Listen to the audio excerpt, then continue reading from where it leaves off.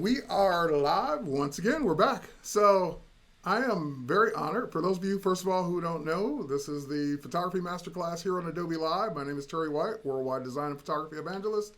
It's my pleasure to be streaming to you live every Friday for Photography Masterclass. But today is a special day because I've got a special guest. Mr. Scott Kelby's in the house all the way in Tampa, Florida. Scott, how are you, man? I am awesome, Terry. Thank you for having me on. I'm very happy to be here for sure. Well, and it was kind of scary because Zoom is giving us a few problems trying to bring him in as a guest, but I think hopefully Zoom will continue to work and we'll continue to have him on for the rest of the hour. All right, Scott, I know you're going to do your photo recipes, and I can't wait. And we're going to probably maybe give people 10 seconds of what a photo recipe is. But before we do that, let's do a quick couple housekeeping things. First and foremost, thanks for all the people watching on all the various platforms. I see people on YouTube and Twitter and Facebook. And of course, Adobe Live, which is where this is really being hosted. So if you are watching somewhere else, that's fine. You can hang out wherever you want. But if you want to participate in the chat, if you want to ask Scott questions, if you want me to feed Scott your question, then you need to head over to b.net/Adobe Live. That's the main chat that I'll be paying attention to. If I happen to see your question somewhere in the regular chats, because I'm not doing the demo, I'll try and catch them. But the main place, if you really want me to see your questions or comments, is to head over to b.net/Adobe Live. I think it's like right there. All right, there you go. So with that said, Scott, what is a photo recipe? So a photo recipe is basically, I'm going to show you some final images and I'll show you how to get that same kind of look. So basically it is, anytime you see a photo, there's a lot of ingredients that go into it. Some of it is camera settings. Some of it is post-processing. Some of it is lighting. It's all different kinds of stuff. So I'm going to show you a bunch of different photos, everything from portraits to images using flash, to landscapes, all kinds of different stuff. And we're going to look at what goes into making those. And I'm just going to give you some personal recommendations and tips and stuff as we go. So if you want to make similar images, you'll have a recipe of what you need to create that look. So you're not going into the kitchen. You're not going to bake things. You're not going to do any of that. No, my kitchen's right over there. So if we get in that situation and I run out of stuff to talk about, I can... You can head over literally there, right whip over some there. stuff up. All right, cool. All right, so I'm ready when you are. We can switch over to your computer and you can start the show. Okay, all right, here we go. All right, so I'm going to start off with a two-part technique. All right, so it's a two-part thing, and I'm going to have to go through the parts first. Now, I just said I was going to show you the final image, and then I am, but I want to give you a two-part technique. And this is the same thing that I would sit down with a friend that said, I'm kind of bored with my images. I want to kind of take them to the next level. I want to start doing some cool stuff. This is what I would say to do. It's a two-part technique. So part of it is a camera technique. And, it's all really camera technique. There's a little bit of post-processing too. But now... So I'm going to talk to you about a lens, and I'm not trying to talk you into buying a new lens because I don't sell lenses. But I would take offers on ones I have. But no, I'm not in the lens selling business. But at some point, you're going to buy a new lens, right? Everybody's buying a lens at some point. What I'm going to try to talk you into is to which lens to buy next for this particular technique. All right. So, and I would tell this to a friend. I'd be like, look, if you want to get something really cool, go get an ultra wide angle lens. All right, an ultra wide angle. So what is an ultra wide angle? So on a full frame camera, I would say that it's anything like 16, 14, something like that. Now you can get some crazy expensive lenses that are like 11 and stuff, but it's not necessary. You can get I shoot Canon, so that's why you see a Canon thing on screen here. But everybody makes this 16 to 35 range. Nikon makes it, Sony makes it, Tamron makes it, Sigma makes it, Canon makes it, everybody makes it. So it's a very, very popular range, the 16 to 35. It's one of my very favorite lenses. I will tell you this, for most people, I would say if you want to save some money, don't buy the f2.8 version. Unless you're shooting weddings and you're going to be in low light situations a lot. Now, if you're a wedding photographer, it might be worth the extra money because A, it's a business expense, and B, you're making money, so it'll help offset the costs. But for the rest of us, I have the 16 to 35 f4. It's lighter weight, and it's a surprisingly sharp lens across the different brands. So the Sony version, the Nikon version, the Canon version, it's lighter weight, it's very, very sharp, and it's literally about half the price. Literally half. So I would say, look, if you're looking to get a new lens, next time consider an ultra wide. And by the way, a 24 millimeter will not get this job done. A 24 is just a wide angle, right? It's kind of like, it's a wide angle. An ultra wide angle is where you want to be. So 16. Now, what if you're on a crop sensor? A crop sensor, you're talking a 10 or a 12. Okay, crop sensor lens. To get an ultra wide, you have to have a 10 or a 12. All right. Again, fairly inexpensive. You know, you don't have to get the f2.8. In fact, I think I would say probably don't. Okay. Now, that's part one. Remember, I said it is a two-part technique. So the first part is the lens. The second part that makes this lens so awesome, believe it or not, is to just use a very low perspective, right? To shoot from a low angle. There is something magical that happens when you take an ultra wide lens and you shoot from a really low perspective. All right. So how do you get a really low perspective? Well, one way is to do what you just saw me doing there, which is just take your tripod legs and splay them. So you just release the legs from their normal. There's a little switch on top that you just literally pull out, and it lets you take your legs, and instead of them locking into place here, they let you turn, literally go almost flat. So that's one way to do it, to splay your tripod legs. And that's what I've done for many, many years, and I will still do it on occasion now.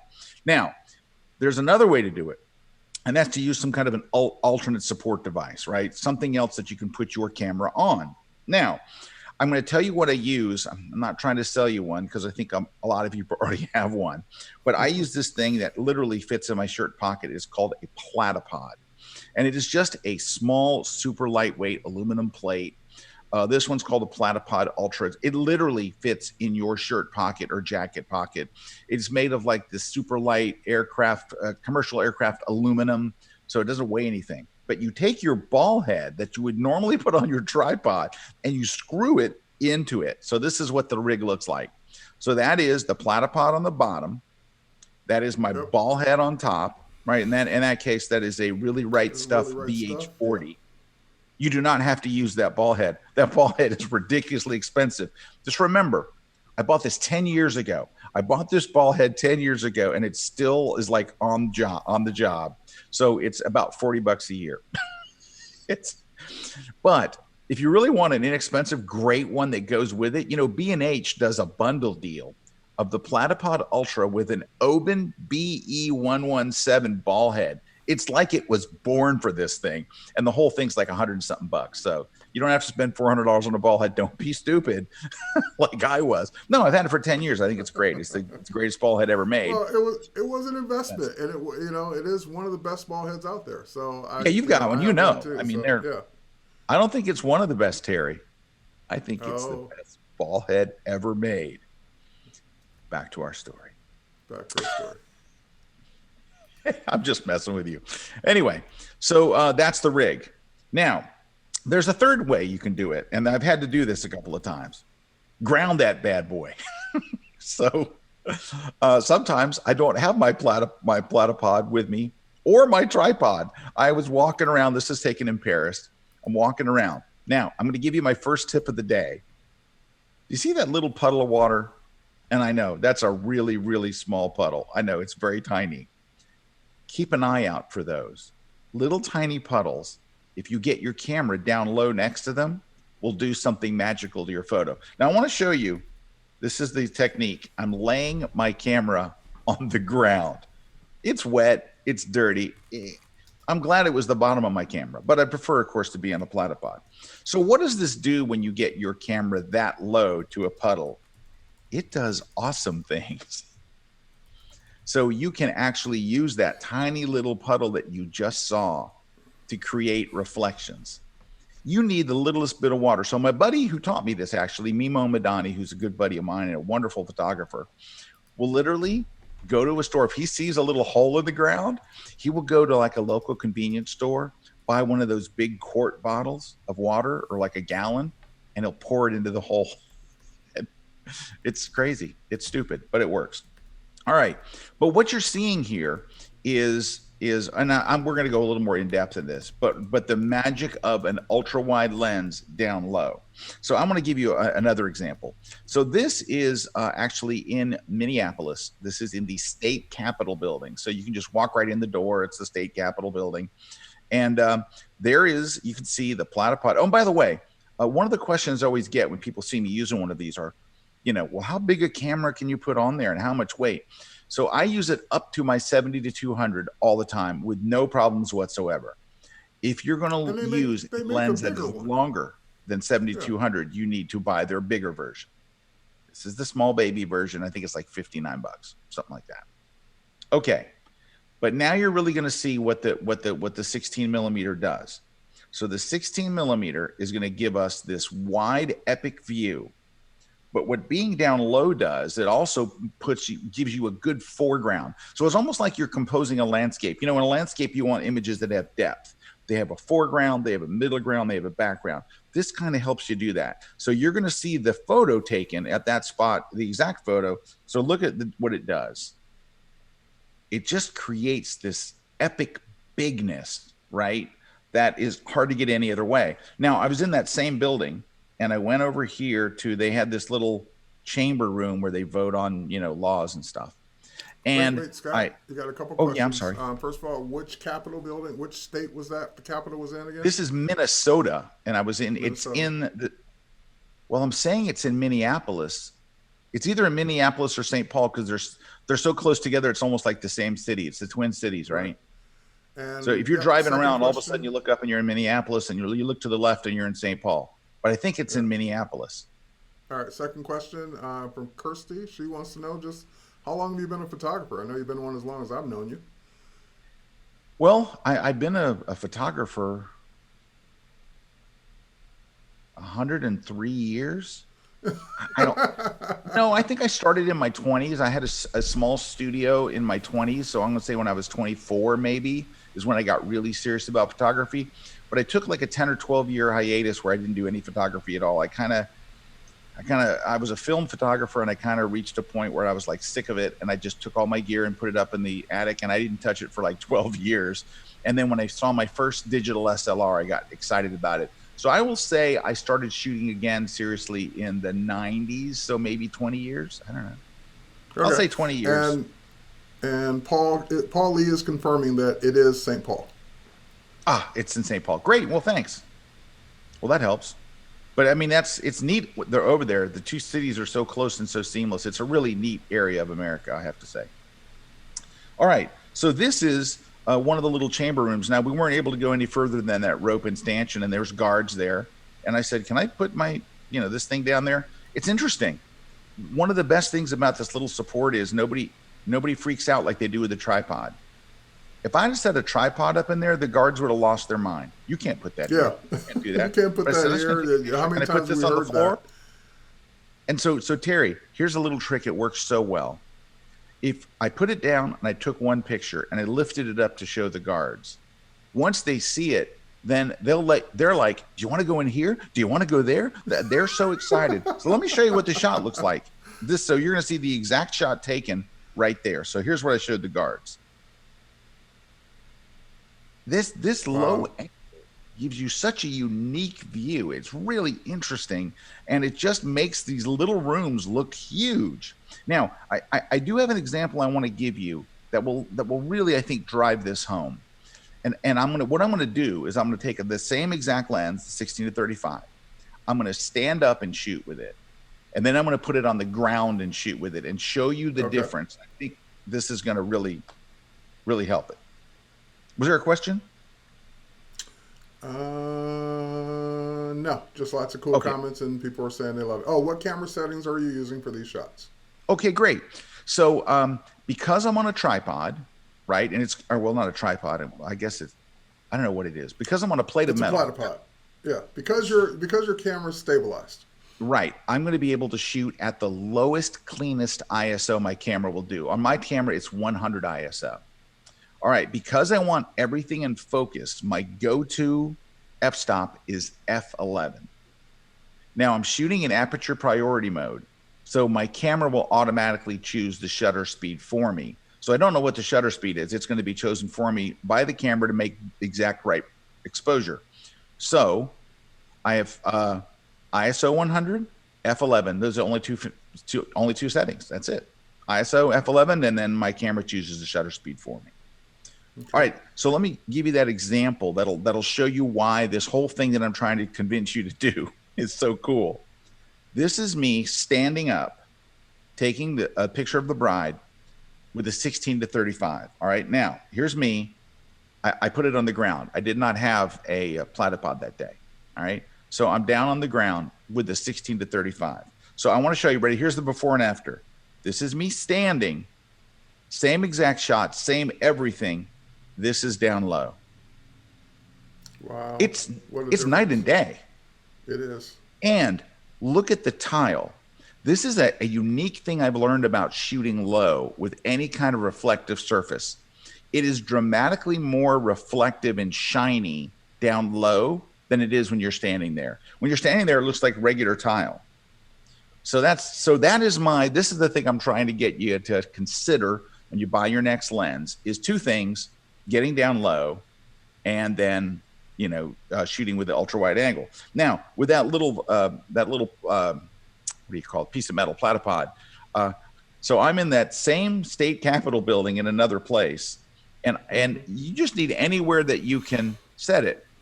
Now this is a very thin piece of wood. You notice my hand is right next to the camera. Yeah, but I'm not touching the camera. That thought, Robert's asking, what were you focusing on with the bride? With the bride, I focus on the bride. Yeah, I figured. I focus on the bride's face to be more precise. I put the focus point literally right over her eyes, or right in here, right in the bridge of her nose, so it's right in line with her eyes. And I would say whenever you think of that question, Robert, or anyone else, you focus on the thing that you want people to be led to, because that's what you want to be the sharpest thing in the photo.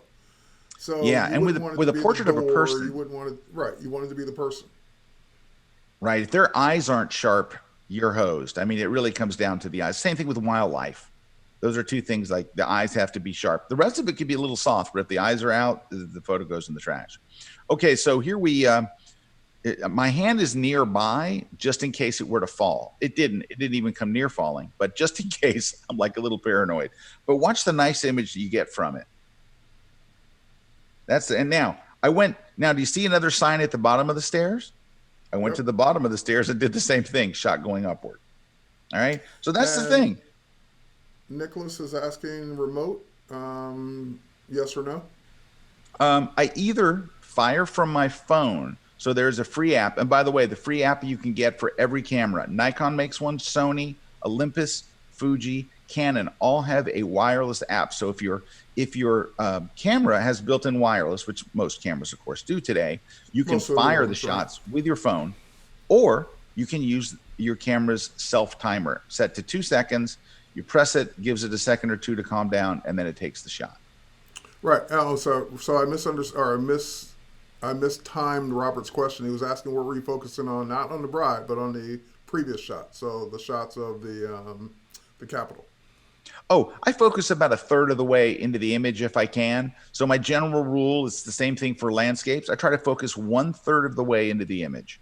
So if there's, if I can focus on a staircase or a railing or something, that's a third of the way into the image. That's where I put the focus point. And, okay, never mind. I was reading a comment. Go on. So anyway, I'm going to wrap this up, but I wanted to show you just a couple of ways where I'm just sticking this thing on a desk. Now, this is in a library, also in I think this one is in St. Paul. It's an old library, and I do my research by going on, Google or 500px to find out where these places are. This is an old library, and look at it's a very boring, like there it is just sitting there, but it really does a nice job. So the biggest tip that I can give you besides the 60mm is that the Minneapolis area is insane for architectural photography. It's just nuts. And let me just show you. Here's a couple other pictures taken in that area. And that was a 16-35 for Lewis that was asking, right? These are all 16-35. Look at these. And I'm not like, hey, check me out. I'm like, man, is this lens awesome? So I think that is just a really neat thing. These are all, here's the back to the Capitol building. This is literally me hanging over the side of that railing that you saw earlier, but I'm just trying to hold it really steady. Now, can I show you a little bit of post-processing, how these images were post-processed? Sure. All right. So I do We'd want to love to tell you see post this. processing. I I take these images normally bracketed. So I set my camera to take 3 photographs. Let's jump over to Lightroom and you'll see here. Let me, oh, heck, where are the 3? I thought I had them handy. I think maybe they're right here. Yeah, here we go. So I set them to take 3 photos. So it takes a normal photo and then it automatically fires another photo that is 2 stops darker. And then it fires a photo that is 2 stops brighter. So you have basically, it takes 3 shots, a normal, a super dark, and super bright. And so the problem is this, and this is why I do this. So you go into a place like this cathedral. I think this is, yeah, it is St. John the Divine in New York City, which is just a crazy, looks like a European. This is one of the little side chapels. This is a tiny side chapel. They have like 8 of these. And then the main chapel, which is enormous, like the size of Notre Dame or something. It's crazy big. So the problem is this, and you can see kind of what the problem is that when you go into a place that has bright windows and a dark interior, like any home, like any landscape, right? Or I mean, any interior shot, our eyes automatically adjust for the disparity in light. Like we walk in and we can see the beautiful windows and the stained glass and we can see the pews and nothing is too dark and nothing's too bright. Our eyes automatically adjust, but our cameras don't. Our cameras don't have the range. Our sensor doesn't have the range to capture it all. So by taking 3 photos like this, I can take just 2 of them, the darkest one in Lightroom, and then the lightest one. I select them both. And Lightroom will combine them into a single image that has a greater tonal range than any one photo could take. And it's more like what our eyes see. Now, when I say the word HDR, people freak out because we were all battle scarred by 10 years ago what HDR looks like. When I combine these into one photo, it's not going to really look any different. This is not the old, it's not your grandparents' HDR. All you got to do is go up here and photo merge and choose HDR. And in a few moments, it will create well, first you see a preview and it says, all right, when I put this together, it's going to look like this. Are you cool with that? Yes, I am. Thank you for asking. Click merge. Now, you only need 2 images, by the way. You don't need all 3. You don't need 5. You don't need 7. This is straight from the Lightroom engineer that wrote the algorithm. He said you only need the brightest and the darkest, just the 2 stops darker, 2 stops brighter. Now, you notice the photo. I mean, it looks better. You can see the interior and the windows. Nothing's blown out. Everything looks cool. But here's the magic of this whole thing is when you do this inside of Lightroom, it expands your tonal range in such a way that you can do things like crank the shadows all the way up to 100 or do whatever you want. And virtually, you're not going to see any damage to the photo. You're not going to, ready? Increase the noise. It doesn't increase noise. So you can open up shadows and do things you could never get away with in a regular image because it would get too noisy and grainy. Right. But HDR's secret weapon is that doesn't happen. So I can pull back the highlights and I can crank up the shadows and I can do all this crazy stuff. The only other thing that I would do, the secret to this, besides lowering the highlights and cranking up the shadows, is I do increase the texture. Texture does a nice job of increasing detail. I do it a bunch. I'll move it up to 60, and then I do basically half as much with clarity, so maybe to 30. All right. Now, the only other thing that I would do, and this is the last thing that I do in Lightroom, is to balance the the light using the adjustment brush. The is actually the technical name. Brush. Yeah, I'm going to use the brush. I'm going to go and I'll make a nice soft brush and I'm going to balance the light in here. So I'm just going to paint over the top half of this so it doesn't look too dark. And this is one of the main things that I do with these images is just to try to get the light in the room to match, just to be balanced. I mean, it's pretty easy. Now, you can see I painted over some of the windows, which was, not smart. So what I'm going to do is hold the Option key. On Mac, it would be the Alt key if you're on a Windows machine, and then just paint those windows. I didn't mean to paint over the windows. And any area that you made a mistake over, and you think, wow, I shouldn't have really done that, you could, this doesn't need to be brighter down here. Let's just get that kind of looking back. So that's my idea, is to kind of get the light overall balanced. Now, I think the whole image is a bit, for a church or something, a bit bright. So I'm going to return and go to just lower this a little bit. And my finishing touch is to go down here to effects and drag the amount slider for the vignette. So it says post-crop vignetting. Drag it to the left to -11. It darkens the edges just a little bit without looking like you put a vignette on it. I think it does need to be cropped, don't you? Because it's a little funky there. So let's just kind of crop it and recenter it. Might even be a little crooked while I'm at it. Yeah, when you were taking that capital image, I was like, wow, he was dead center. And you probably just cropped it to be dead center.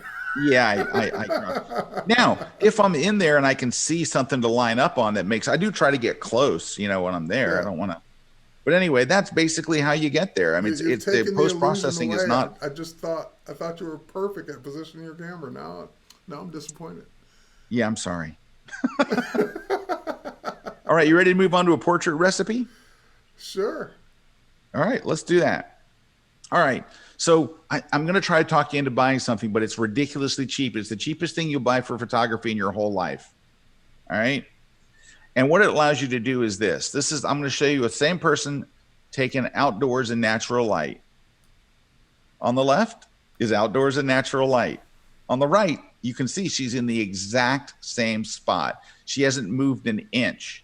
But look how much better the image they're both straight out of camera, no retouching or anything, straight out of camera. So why is the one on the right look better? Because I invested $9, just $9 for a one-stop diffuser. All right. I found this on Amazon for $9. You can find them on B&H. B&H is where I buy all my stuff. You can get them as low as $9. And all it is you hold it between the sun and your subject, just like that. Now that's my assistant, Julio. He's my first assistant. He's holding it literally just up over the sun. And I'm going to zoom in so you can see. So look how bright her legs are, right? But she is in the shade. But it's not just you're putting her in the shade, because the shade would not make the light nice. It would just get you out of the direct light. The diffuser makes the light beautiful. So look, I'm going to zoom in, and you can literally see where the circle of shadow that she's in. So it makes a big difference. Look at this. I'm going to show you a side by side. Okay. Yeah. So on the left, out in direct sun. On the right, $9 later. Look at the difference. I'm going to get in close. So what that allows you to do is to be able to take shots anywhere. And this thing folds up real small. It fits in your camera bag, no problem. Was there a question, Terry? I'm sorry. Yeah, there was a couple. So you did mention it was a diffuser, and that's the question is yes. And Bola's asking, I think this was on your on your church image. Why didn't you correct the converging verticals, like the geometry? Because I like the way it looks. So I don't consider myself an architectural photographer. I consider myself a travel photographer. And I love the way like the columns bend out and all that stuff. I think it looks really interesting.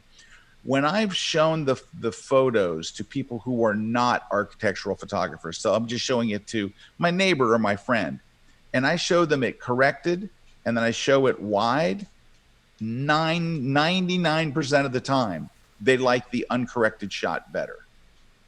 It looks bigger, more epic, and it looks more interesting because it's not exactly what their naked eye sees. So from the standpoint in that I'm not trying to be architecturally correct, I'm trying to create art. I don't know what you mean. I'm trying to create something pretty and beautiful. I tend to always go with the one that looks better versus the one that is technically correct and yet more boring. Does that make sense? It does. I think I'm pronouncing that correctly. Woodward is asking, well, couldn't you just go 2 stops darker on the camera settings?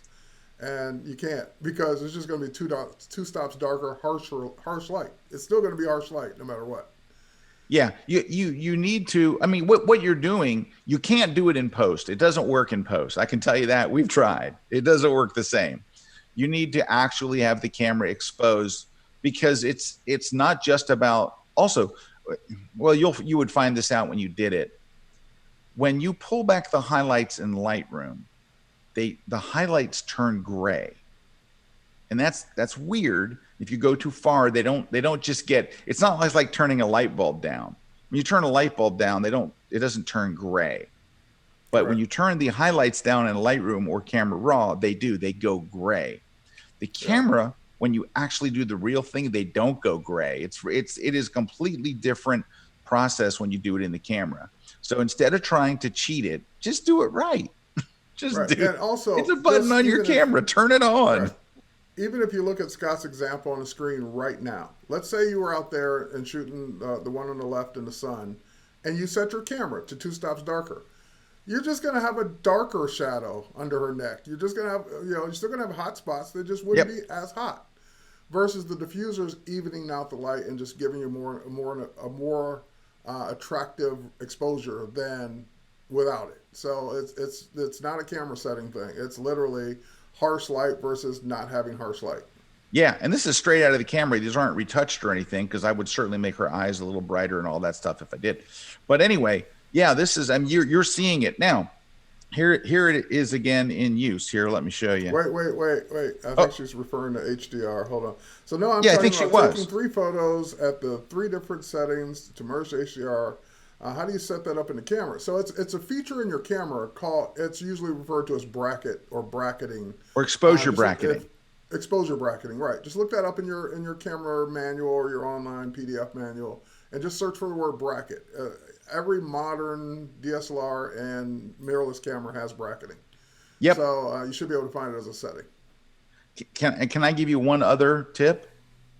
Sure. When you set it to 2-second a self timer, it automatically takes all 3 photos for you. If you don't use a self timer, you have to press the button, click, click, click. If you set the self timer, it'll go click, click, click for you. So I always use the self timer because it takes all 3 shots for me. All right, back to our portrait already in it. So here we have the bride in the back of the car looking out the window. It's harsh, middle of the day, crazy bright. But by putting that one-stop diffuser, hey, by the way, I want to make this really clear. A diffuser is different than a reflector. A reflector bounces light. A diffuser softens and spreads light. They are 2 different products, even though they look the same. They are very, very different. I remember back in the day, you used to refer to it directly as a shoot-through diffuser, meaning the light's going through it, not bounced off of it. Yep, it's a shoot-through diffuser. Yep, which means, ready for this? You can also shoot your flash through it, and it acts as a softbox for your flash. Now, the one I actually use on a day-to-day basis, and actually the one that you see here is not the $9 version. It's $30. It's the Westcott 5-in-1. So Westcott makes this diffuser you can get at B&H. I think it's 30. It's a 30-inch. It may be $39, but it's both. It's a silver reflector, a gold reflector, a black reflector, a white reflector. And then you zip it open. There's like a little zipper that goes around it, and out pops a one-stop diffuser. So it's called the 5-in-1. It's 30 inches. I think it's about $40. So it is a little more expensive, but you get a diffuser and 4 reflectors. So, okay. So I want to show you the after shot. So this is the production. You can see Juan there is holding up a diffuser over the bride. And because of that, the light on her is soft and beautiful and awesome. Wow. Now, in all of these cases, I had a friend or an assistant that was able to hold these for me. Now, look, you know, and I know, if you're a photographer, you don't have any friends. You got nobody. Am I right, Terry? Yeah, you're right. Yeah. I'm just kidding. All right. If you don't have someone to help you there, you can actually buy a stand with a clamp on it that will hold yours. All right. So This is one I found over at B&H. Impact. I got a bunch of stuff from Impact. Hold on, my doggo's here. Hey, doggo. This is not a really great time. Oh, by the way, I do want to give you a warning. I'm expecting a delivery. Don't do that. Don't do that. Okay, so at some point in a few minutes, literally, I'm going to get an Amazon delivery. When that happens, the 3 dogs in our house will go berserk as if someone has broken into the house with a knife. So when that happens, you're going to hear it. There will be no way to hide it. I will try to mute my mic if I can figure out how to mute it in Zoom, but you just never know. Don't worry about it. Everyone's at home. We're kind of used to it now. Okay, good, because it's going to happen. Because man, when Amazon delivers a package, I love your human replacement reflector stand. It's a lot cheaper than hiring an assistant too. And it actually works surprisingly well, and it works really well for the 30-inch. And here it's holding a reflector, but obviously it also holds the diffuser. The same thing. It's got 2 clamps, one on each end, and so that way you can tilt it if you want, all that stuff. Yeah. And that one looks like even on the end of it, it can hold a light, like a flash or something. Yeah, so it still winds up being a light stand, but it's a light stand that you can convert to use. Yeah, so it's actually fairly good. I have a couple of these. All right, so I want to just show you how great it does in bad situations. I'm shooting inside of a rusted out storage container. The floor is gone and plants are growing up. The roof is gone. It's rusted through. So I have an assistant just holding the 30-inch diffuser over. But I want to show this for a couple of reasons. I want to show people, because I've had people go, oh, well, you get to go to all these cool locations and shoot and all. I'm like, you do not have to have a cool location to make a nice portrait. What you need is good light.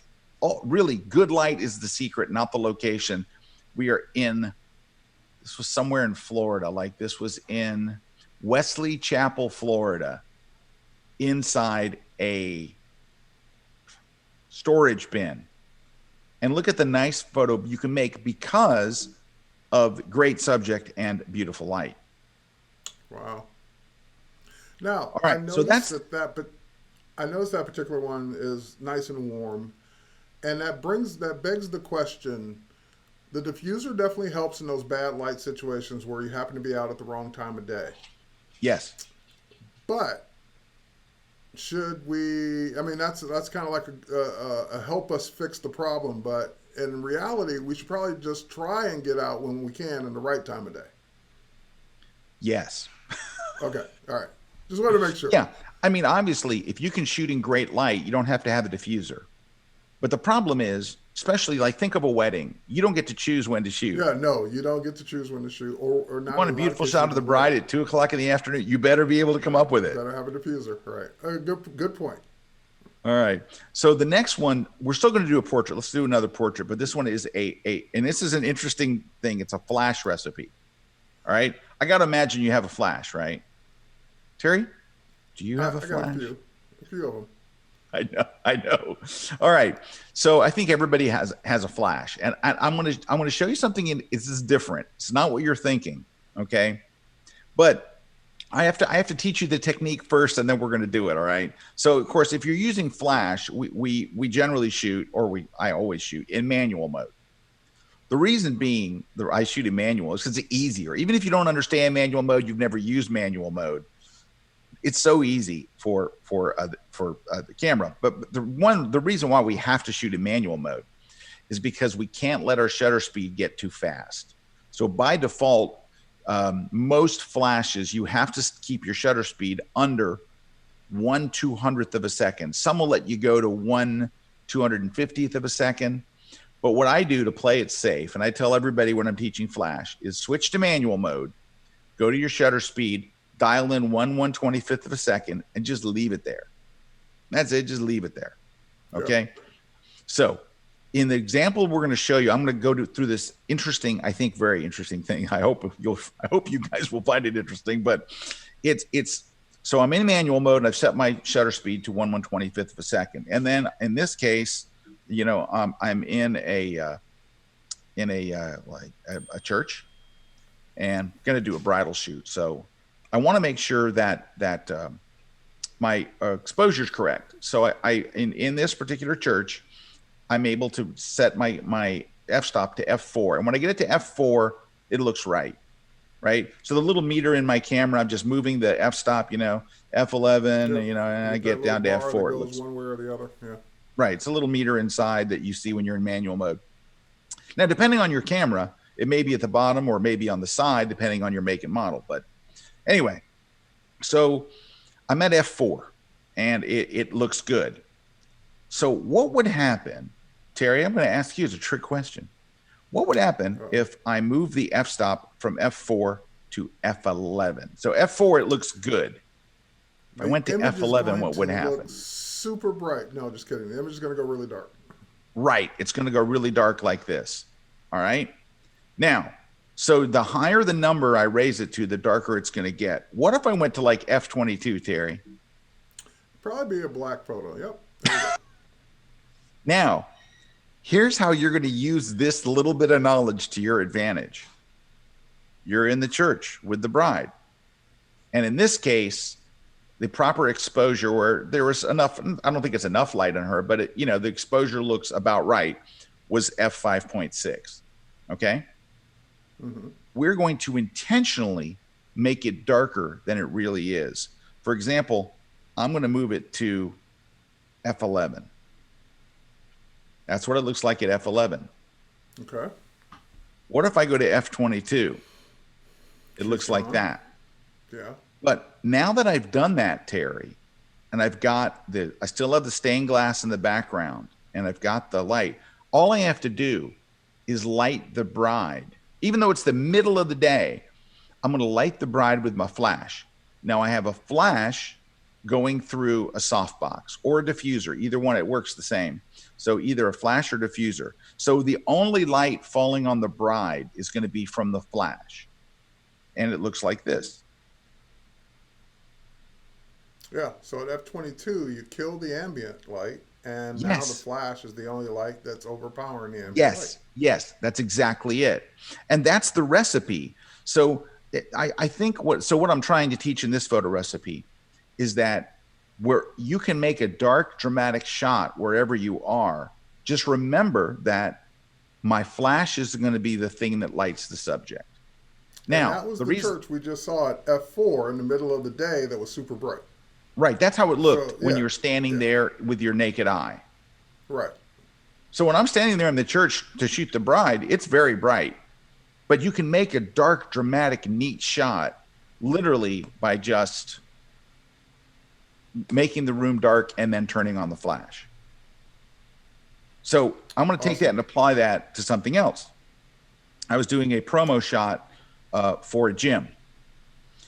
And you can see how bright it is in the gym in the middle of the day. You caught me during my workout, man. This is embarrassing. I know. I'm sorry, Terry. Is it okay if I use this picture of you? Yeah, it's okay. Go ahead. All right. So anyway, so Terry's working out. And I tell Terry, Terry, dip your hand in the chalk. And then what I'm going to have you do, I'm going to go 1, 2, 3, and you're going to hit the bar with your hand. And I know that it's going to make, you can see the chalk puffing out. Now, I have one flash to the left. Now, in this case, it's a small, portable, like battery-powered studio strobe, but it's a flash. It's a bright flash of light. I'm using a 70 to 200 lens, and I'm zooming way in on the hand. So really, I'm not going to see him. I'm just going to see his hand. It would look okay, except for I'm going to use that trick that I just showed you. The proper f-stop in here is like f5.6. Nope. I make it darker. F11. Nope. F22. F22. So what's going to light his hand? Only the light from the flash. And by doing that, you can make a really dramatic shot in the middle of nowhere. You can basically make it day, make it night and then light your subject. So that's the recipe for this. Now, and I'd really Katrina's asking, what was your power set on for the church flash shot? Do you remember? Very low. So my average flash setting is 1/4 power. Okay. If I change the power, it is more likely that I would go down to from 1/4 to 1/8. Yeah. That's the most likely scenario. This is a mistake that people make very often. They overpower their flashes. I would say, and in fact, I do a thing called the 7 Deadly Sins of Flash that I talk about on my seminar tour. And one of them is your flash is way too bright. I talk to so many people and I'll look at their shots. It looks like they lit the subject with a car headlight. I'm like, why is it so bright? They go, I was only at a half power. I'm like, a half power is way too much. Yeah, and guys, you might remember a couple weeks ago when we did the product shots with the wine glass and all that. Most of the time, my flashes were never over a quarter power. Most times they were, like Yep. Scott said, they were at an eighth or even 132nd. I think I Yeah, called that out during the class. absolutely. Okay, so the next shot I'm going to show is we're kind of using the same idea, but instead of front lighting, I'm going to backlight. All Okay. right. So these have both been front lit, right? So in this case, I'm backlighting. I'm not going to put any light in the front of the bride. So you can see, got an assistant there holding the flash with a small, I believe that is a 26-inch softbox. And to give you my settings again, I am at 1/125th of a second. I don't ever change my shutter speed. Now, if I was outdoors, then that's a different situation. But indoors, I actually have a recipe I use. 1/125th of a second, 100 ISO at f5.6.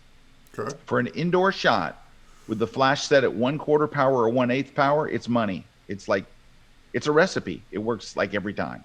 All right. So, Indoors. two Indoors. things. We got 7 minutes left, and someone's asking, and I already know the answer, but I'll let you say it. Nicholas is asking, you can do this with a speed light, right? Oh yeah, absolutely. Oh yeah. The first shot of the bride was done with a speed light. Yeah, you got to realize, guys, it's a bright flash of light. Right. At the end of the day. It doesn't know whether it came from a flash or a strobe. Right, and it's really the modifier. So, like that light that's on a pole, that could be a strobe or it could be a speed light. It's really just in a softbox. Hey, So, by the way, I use the same softbox. That is the same softbox I use for the for the other photo of the bride in a different church and a different bride. got it. The same size, like a small 26 or 30 inch. I think it's 26. Oh, well, could be 24. It's a small softbox, Terry. Gotcha. All right, so I'm lighting the bride from behind, but I'm doing the same trick. I'm going to use, I'm going to start at f5.6. Now at f5.6, it would be lit correctly. But if I know that I want it to be darker, I'm going to raise the f-stop just to make it darker. But now all you have lighting her is that light from Wow. behind. Now, I'm a little lucky here because where she was holding the flowers, it bounced a little bit of light back into her face. Mm-hmm. But if it hadn't, Terry, there's a program called Lightroom. I've Paint it heard of it. over her face. Yeah. All right. Hey, while we're doing the wedding stuff, I got a quick trick for you. I know we only have 7 minutes left, so I don't want to go take too long. So this is a trick that I've been doing for years. Anytime that I find a piano that's not brown, I do this trick, but it's two tricks. So I take the wedding ring and from the bride and groom, and I put it on the piano because the piano is going to create a very nice reflective surface. What do you do if you don't have a black piano? Because not every reception hall has that. This is one of my favorite tricks, folks. I remember this You one. can do. There's one of two things. You can walk outside and put it on the hood of a car, or take an iPad or an iPhone, turn it off, and lay them on the glass of the phone, and you get a perfect reflection. It looks like this. But there's one more trick to this. You can't get that close without a macro lens. Yeah. You can't get that close. So are you going to carry a macro lens around with you? The trick is, no, you are not, because that's a big old honking expensive lens. Instead, you're going to spend around $60 or $70, and you're going to buy this thing that is made by Canon that works for Sony and Nikon and Fuji and Olympus. It is a screw-on close-up Close-up lens. macro lens. It's Wow. small, lightweight, and you buy it for the size of your lens. So in my case, I use it on my 77 millimeter. So you go to B&H and you buy it for whatever size, from 54 on up. And they're very inexpensive. It is only a ½ inch deep. It just fits in your camera bag, and you always have a macro lens for those shots. Let me show you the difference. This is as close as I can get with a 70 to 200. So I zoomed in as close as I was able to get. It's not a bad shot, No, but and you could it's always not where you crop want it to to be. lose resolution. Yeah. You screw that thing on, look how close you can get. Wow. It makes a big difference for such little money. All right. Any questions about that, or are we going to roll on? Well, we got 3 minutes, so let's roll on. All right. Food recipe. All right. So this is a recipe for photographing food. There's a couple of tricks. Trick number one, when you do this in the day, don't shoot food at night, in the day. Go to a restaurant and ask to either sit outside or by a window. Then here's what you do. Now you don't have much of a choice. You are going to be outside or near a window in most cases. So I'm outside in the rain here. Yeah. You're going to stand up and you're going to zoom way in on the food. Now, the key is you do not show the whole plate.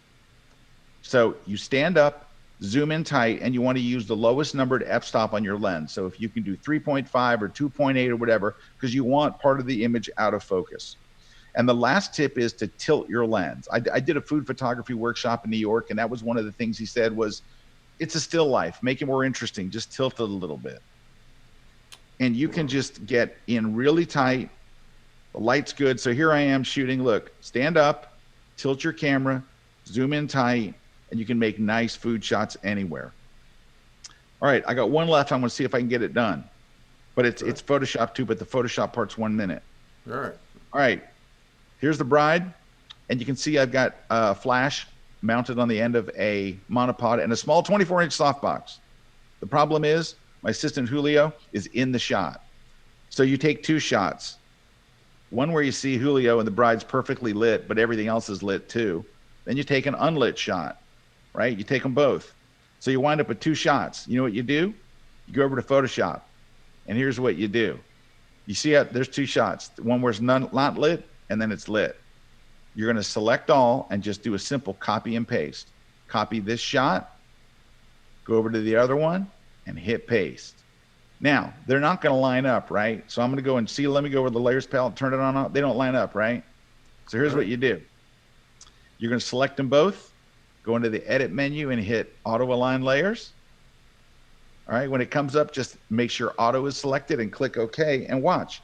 It will perfectly align them. Watch, I'm going to turn it on and off. Look, perfectly aligned.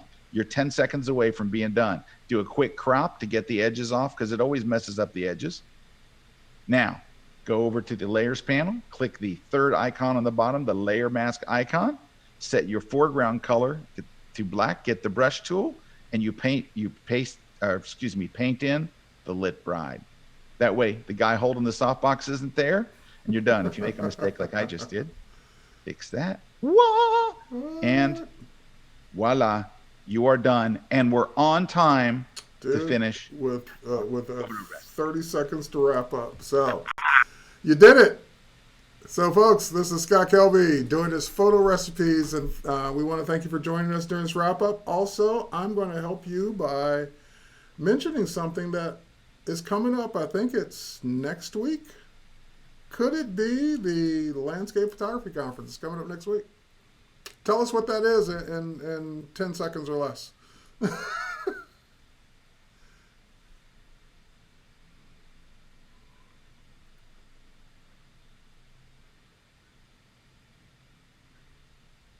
All right, and I think they can find this conference at kelby1live.com, kelby1live.com, and they can find you on social at everywhere at Scott Kelby, right? At Scott Kelby. Twitter, Instagram, your blog, scottkelby.com. Awesome. LightroomKillerTips.com. Lots of great tips there. So, oh wait, why are you, it says they're saying you're muted. Say something, Scott. Oh, you are muted for some reason. Hang on. Oh, I know why you're, wait, you shouldn't be muted. Why are you muted, Scott? Hang on. Dun, dun, dun, dun. Stupid Zoom. I don't know why Zoom's muting you. All right. So I don't know why Scott was muted in that last second, but we got to go. We're out of time anyway. So join Scott at the KelbyOneLive.com for the conference, at Scott Kelby everywhere on social, and ScottKelby.com and Lightroom Killer Tips. Sorry he was muted in the last few seconds. I can hear him, but you can't. So with that, we're out anyway. So thanks, Zoom. Great platform. Love you. Cheers, everybody. Have a good one. And stay tuned for the Photoshop Daily Creative Challenge. Bye, everybody.